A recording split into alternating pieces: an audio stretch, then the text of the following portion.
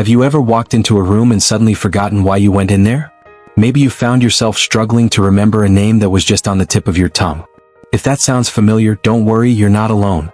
Moments like these happen to all of us, and especially as we get older, they can feel a little more frequent. But here's the good news. Your brain is just like a muscle. And just like your body needs a little movement to stay strong, your mind needs a little workout to stay sharp and focused. Now, I'm not talking about lifting weights or running marathons, unless that's your thing.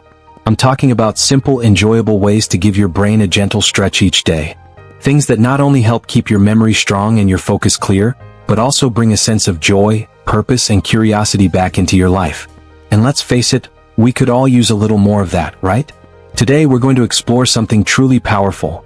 7 brain exercises that can help you stay sharp, focused, and confident at any age, especially after 60. These aren't boring routines or complicated tasks. These are practical, easy-to-do activities that you can fit into your day no matter where you are in life. And best of all, they're actually fun. So let's begin with something simple, but incredibly effective. Think back to the last time you tried something completely new. It could be as small as trying a new recipe, learning a song on the piano, or maybe figuring out how to use that new smartphone app your grandkid showed you. Did you notice how it felt? A little awkward at first, maybe, but exciting too? That feeling is your brain forming new pathways. New connections that keep your mind flexible and engaged. That's why the first brain exercise I want to share with you is this. Learn something new every week. It doesn't have to be big. In fact, it's often the small, steady things that make the biggest difference. You could try a new word in a foreign language, pick up a crossword puzzle, or explore a craft like knitting or painting. The key is to do something that challenges your brain just enough to keep it on its toes, something that's outside your usual routine. Let me tell you about a woman named Linda. She's 72 and recently decided to learn how to play the ukulele. She'd never played an instrument in her life, but something about its cheerful sound spoke to her. At first, she fumbled with the chords, got frustrated with tuning it, but slowly, over weeks, she started to get the hang of it. Not only did her brain benefit, but so did her mood. She said it gave her something to look forward to each day. That's the power of novelty. It reawakens curiosity, and when you're curious, your brain lights up like a switchboard. Now, once we've sparked our curiosity, the next thing we need to nourish it is mental movement. Just like your legs need a walk, your thoughts need to roam too. And that brings us to the second exercise, daily mental challenges. Think of this as stretching for your brain. These could be logic puzzles, Sudoku, or even a good old-fashioned riddle. But here's the trick. Don't just do the same kind over and over. Mix it up. Variety matters. One day try a word search. The next, test yourself with a memory game. Even playing cards like solitaire or learning a new board game can do wonders. These little tasks might seem small, but they give your brain the boost it needs to stay active and alert. And if you can do them with a friend or family member, even better. Social interaction adds another layer of stimulation that's incredibly powerful for brain health. I met a couple at a community center last year, Bob and Carol. They've been married 45 years, and every afternoon they sit down with a pot of tea and tackle a different puzzle together. It started as a way to pass the time during the colder months, but now it's become a cherished ritual. They say it keeps their minds sharp and their bond stronger than ever. Isn't that lovely? So far, we've talked about learning new things and challenging the brain with variety. But there's another ingredient to this recipe for mental sharpness, something that might surprise you. Movement. Physical movement. You might be thinking, wait a minute, I thought this was about brain exercises. And you're absolutely right. But here's the thing. Your brain and your body are deeply connected. When you move your body, you increase blood flow, which means more oxygen, more nutrients, and more of those feel-good chemicals that your brain thrives on. Simple activities like taking a walk around the block, dancing in your living room, or even gentle stretching can do wonders for your mental clarity. You don't need to hit the gym or join a fancy class. Just a brisk walk in the morning or an afternoon stroll through the garden can help improve your memory and lift your mood. One gentleman I know, David, 68 years young, starts each day by walking his dog through the park while listening to classical music. He says it clears his head and gives him energy for the rest of the day. It's not about doing more, it's about doing what feels good and gets you moving. And if you can pair that movement with mindfulness, even better. That means being present during your walk, noticing the colors of the leaves, the sound of the birds, the feel of the breeze. This kind of mindful movement activates parts of your brain responsible for attention, emotion, and decision-making. It's like giving your brain a massage from the inside out. Now that we've got the brain warmed up with new experiences, daily challenges, and gentle movement, you're already well on your way to staying mentally vibrant. These aren't just random tips. They're ways to stay connected to the world around you, to yourself, and to the things that make life rich and meaningful. And honestly, isn't that what we're all striving for? When you think about staying sharp, most people immediately jump to memory games or puzzles. And yes, those are great, but there's something even more powerful and honestly a lot more fun. It's storytelling. Not just listening to stories, but telling your own. Now I know what you might be thinking. My life isn't all that interesting, or I'm not much of a storyteller. But let me stop you right there. Every person has stories worth telling. The time you got lost in a city and found a hidden cafe. The moment your child or grandchild made you laugh so hard you cried. Even the little things, like learning to ride a bike or your first job, those moments carry memories, feelings, details that give your brain a rich workout. That's why the next exercise I'd like to share is this. Recall and share your memories out loud. When you tell a story, your brain goes through a wonderful process. It digs into memory banks, organizes events in order, picks out details, connects emotions. You might not feel it happening, but it's there, like a gentle hum in the background, tuning up your mental strings. Here's a simple way to make it part of your routine. Each day, or even just once a week, pick one moment from your past. Sit down with a family member, a friend, or even a voice recorder if no one's around, and just start talking. Describe the smells, the sounds, the feeling in the air. Paint the picture with your words. The act of remembering and speaking those memories aloud strengthens not just your recall, but also your ability to focus and communicate clearly. I met a man named Frank, 75 years old, who started recording little audio stories on his phone each evening. He called it his memory diary. After a few months, not only did he notice he was remembering more details from his life, but his mood improved too. "I feel like I've come alive again," he told me. "Like I'm reconnecting with pieces of myself I forgot were still in there." Isn't that beautiful? And the magic doesn't stop with memory. When you stimulate your senses, you're inviting the brain to wake up in a whole new way. That brings us to another deeply powerful, but often overlooked, exercise: engaging the senses with intention. You might have heard the phrase, "stop and smell the roses," and while it's lovely advice, it's also backed by science. Your senses, smell, taste, touch, hearing, and sight, are direct pathways to your brain's memory center. The more you stimulate these pathways, the more alive your mind becomes. Here's what that might look like in everyday life. Next time you make a cup of tea, really smell the steam as it rises. Notice the warmth of the mug in your hands. Let the taste linger on your tongue a few extra seconds. These tiny moments of sensory focus pull you into the present, and that mindfulness sends signals to your brain that say, "Hey, pay attention, this is important." Or try this: close your eyes and listen closely to the world around you. Birds singing, leaves rustling, maybe even the distant hum of traffic. Identifying these sounds, even silently, lights up areas of your brain that deal with auditory processing, concentration, and spatial awareness. It's a workout without breaking a sweat. One woman I know, Marianne, does something very simple every morning. She sits by her window, looks outside, and spends 5 minutes just noticing 5 things she didn't see the day before. A crack in the sidewalk. A new flower in bloom. A neighbor's curtain that changed color. That tiny ritual, she says, helps her feel more awake, more engaged, and it sets a peaceful, intentional tone for her day. Now there's one more piece to this brain-boosting puzzle that I'd love to share. And I'll be honest, it's one of the most underrated, yet deeply transformative practices you can bring into your life. And that is gratitude. Yes, that simple act of appreciating something, anything, can change the way your brain operates. When you practice gratitude regularly, you're training your brain to focus on the positive. That might sound like emotional fluff, but neurologists have actually found that gratitude increases activity in the prefrontal cortex, the part of your brain responsible for decision-making, planning, and regulating emotions. In other words, being thankful helps you think more clearly and stay mentally balanced. Try this. Each night before bed, think of 3 things you're grateful for. They don't have to be big. They don't even have to be different every time. It could be the smile of your neighbor, a cozy blanket, the sound of rain on the roof. What matters is that you feel it, that you let the moment settle in. There's a gentleman I once worked with named Carlos in his early 80s. He kept a small gratitude pebble in his pocket. Each time he touched it, he'd pause for a second and think of something he appreciated. He said it kept him grounded. More than that, it gave him a sense of joy that lasted longer than any crossword or brain game ever could. And that's the thing. Mental clarity isn't just about exercises. It's about emotional energy too. It's about feeding your mind with experiences, with stories, with appreciation for life's simple moments. So far, we've explored new learning, daily challenges, storytelling, sensory mindfulness, and the power of gratitude. These exercises don't just keep your mind active, they keep your life rich. And isn't that what we all want? To not just remember the past, but to fully live the present. As we keep going, I want you to hold on to this thought. Your brain is never too old to grow, never too tired to stretch. All it needs is a little attention, a little care, and a willingness to show up with curiosity and kindness. You're already doing that just by being here. And I hope you feel proud of that, because I sure am proud of you. Now, one thing that tends to surprise people is how powerful movement can be for the brain. Not intense exercise, not necessarily jogging or lifting weights, but gentle, intentional movement.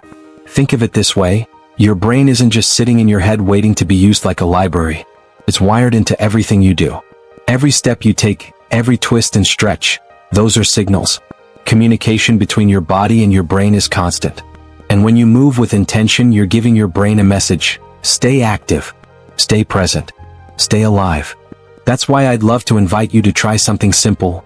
Coordinated movement exercises. Now, don't worry, this isn't about learning a complicated dance routine or doing yoga on one foot. It can be as gentle as touching your opposite knee with your hand while walking in place, or raising one arm while stepping sideways. Movements that ask your brain to think just a little before reacting. These small actions improve something called neuroplasticity, which is just a fancy word for the brain's ability to change and grow. The more you gently challenge your coordination, right hand touches left foot, step back and then turn, your brain lights up, forming new connections. It's like giving it fresh wiring, helping it stay strong even as the years go by. One of my favorite examples comes from a lovely woman named Elaine, who's 82 and absolutely full of life. She started doing something called mirror walking every morning. She stands in front of her hallway mirror and walks in place, copying her reflection. Sounds easy, right? But try it, and you'll find your brain has to work to keep up. Elaine says it makes her feel sharper and more awake than coffee ever did. And honestly, I believe her. And while movement gets the blood flowing and wakes up the body, it also clears a path for something just as important. Focused stillness. It might seem like the opposite of what we've been talking about. Why would being still help your brain stay sharp? But here's the thing. In today's world, even for those of us not constantly glued to phones or computers, our minds are often pulled in so many directions. We're thinking about family, health, bills, memories, appointments, sometimes all at once. So carving out even 5 quiet minutes a day to practice mindfulness, or simple focused breathing, gives your brain a rest. And believe me, that rest is golden. Now don't let the word mindfulness scare you off. It doesn't mean you need to sit cross-legged in silence or chant something ancient. It can be as simple as sitting in your favorite chair, closing your eyes and slowly breathing in and out. Just pay attention to the breath. Let your thoughts pass by like clouds in the sky. You don't need to chase them or judge them. Just notice them and return to your breath. Even this gentle practice, done daily, helps strengthen areas of the brain linked to attention, emotional control, and memory. And more than that, it gives you a feeling of peace that lingers. It's like giving your brain a warm bath after a long day. Clean, calm, and refreshed. I once met a retired nurse named Paul who told me he started this breathing break while waiting in line at the grocery store. Instead of getting impatient, he'd just quietly count his breaths. By the time it was his turn at the checkout, he was calm, focused, and even smiling. And the best part? He said it helped him remember things better too. It's like my brain has more room now, he laughed. And honestly, I think he's onto something. At this point, you might be wondering, how do I fit all of this in? Learning new things, telling stories, engaging your senses, moving your body, being still. It can sound like a lot. But here's the truth, you don't need to do it all at once. You don't even need to do it every day. What matters most is consistency over intensity. Pick one practice, one small step. Start there. Let it become a little part of your day. Then, when it feels natural, try adding another. And above all, make it joyful. This isn't homework. This is your life. This is your mind. You've earned the right to treat it kindly, to feed it well, and to enjoy the process. Sometimes the most powerful thing you can do for your brain is simply to stay curious. Ask questions. Wonder about things.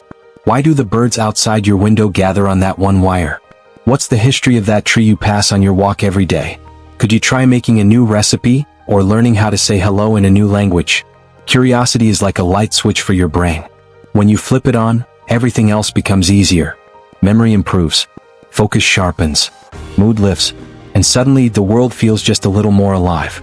There's a gentleman I knew who, in his late 70s, got completely fascinated with astronomy. Not because he wanted to become a scientist, but because he saw a photo of Saturn's rings and thought, how did they get there? That one question turned into books, documentaries, visits to the planetarium. And every time we spoke, his eyes lit up. His mind felt engaged, hungry, inspired. That's the power of curiosity. It doesn't have to be practical. It just has to be alive.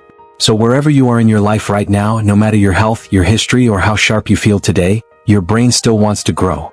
And you, my friends, still have so much more to experience. The exercises we've talked about aren't just tips. They're tools. Tools for a fuller life. Tools to help you stay connected not just to others but to yourself. The you that still wonders, still laughs, still learns. And really, that's what matters most. Because the goal isn't perfection. It's presence. Is being here now, fully alive in this moment. There's something truly beautiful about choosing to grow, especially later in life. Not because someone else told you to, not because it's part of a school assignment or a job requirement, but simply because you want to. That choice, that quiet decision to keep your mind sharp, to keep learning, laughing, exploring. That's real power. And the best part? It's never too late to begin. You see, every time you take a moment to stretch your brain, whether it's solving a crossword puzzle or trying to remember the name of a flower you saw on your walk, you're telling yourself, I'm still here. I still care. I'm still alive. And there's magic in that. It might not be loud or flashy, but it's steady, it's strong. And over time, it builds a kind of inner strength that's hard to describe but impossible to ignore. That's why the final brain exercise I want to talk about isn't about memory tricks or mental challenges. It's about something deeper. Something we often overlook in the rush of daily life. It's about connection. When we're connected, really connected, to others, to purpose, even to our past, it sparks something in our minds. Conversations, shared laughter, meaningful moments. These are not just pleasant ways to pass the time. They are food for the brain. Studies have shown time and again that people who maintain social bonds, who engage in heartfelt conversations, who stay involved in their communities, they experience better cognitive health, better memory, and even slower brain aging. But let's be honest, sometimes as we get older, connection feels harder to come by. Maybe friends have moved or passed away. Maybe family is busy with their own lives. Maybe it just feels easier to stay quiet. And that's okay. It's okay to feel that way. But what if, just once a week, you made the choice to reach out? To call someone, to write a letter, to join a book club, to volunteer for a cause you care about, even from home. Even small moments of connection can make a big difference. You don't have to fill your calendar with social events. But a heartfelt conversation, even once in a while, can light up your brain in a way that no app or gadget ever could. And connection isn't just with others. It's also with yourself. Your own memories, your values, your stories. Take time to reflect. Write down the things you've learned in life, the funny stories you've lived through, the lessons that stuck with you. Not only does this give your brain a boost, it gives you something incredibly precious, a sense of meaning. There's a woman named Judith I remember well. She was 88 when she started writing what she called her wisdom letters. Every week, she'd write a short letter to her grandchildren, not about rules or advice but about life. The things she had felt, the people she had loved, what she wished someone had told her when she was younger. Her family told me later that those letters became the most treasured gift they ever received. And for Judith, they were more than just writing. They were connection, reflection, legacy. And that's something your brain thrives on too, purpose. Knowing that you matter, that you still have something to give. And you do. You truly do. You have stories, insight, resilience. You've lived through changes the world can barely describe. And whether you're sitting quietly on your porch or helping a neighbor learn to bake bread, you are still shaping the world around you in beautiful, quiet ways. So if there's one thing I want to leave you with, it's this. Your mind is not fading. It's evolving. It's waiting. It's capable of so much more than we often give it credit for. And when you show up, curious, kind, open-hearted, you invite it to come alive in return. Let this be your gentle reminder that small, consistent efforts really do make a difference. Whether it's telling a story, breathing deeply, moving mindfully, or just taking a few minutes to pause and reflect, you are doing something powerful for your brain. And more than that, you're honoring yourself. You don't have to have perfect memory. You don't have to master a new language. You don't have to keep up with trends or technology. All you need is the willingness to show up, to engage, to live fully in the time you have. Because the truth is, your time is still now. And if ever you feel discouraged, like your mind is slowing or slipping, I want you to remember this. Even on the days when you forget why you walked into the room, You still carry decades of strength and insight that no one else has. You still carry laughter, lessons, and the kind of wisdom that can't be Googled. So be patient with yourself. Be kind to your mind. Keep showing up in the small ways. Keep finding joy in the details. Keep looking forward, not because you need to do more, but because there's still so much waiting for you to enjoy. And if this video helped you, if it made you feel understood or inspired or simply comforted, I'd love to hear from you. Drop a comment below. Share one thing that keeps your mind feeling alive. Or just say hello. You never know, your story might be exactly what someone else needed to hear today. And if you haven't already, go ahead and like this video, and hit that subscribe button so you don't miss more heart-centered content like this. We're building a community here, one filled with wisdom, warmth, and people just like you who believe that growing older is not an end, but a beginning of something rich and meaningful. Thank you so much for spending this time with me. Wherever you are, whatever today holds, I hope you carry this feeling with you. The feeling that you still matter. That your brain is still capable.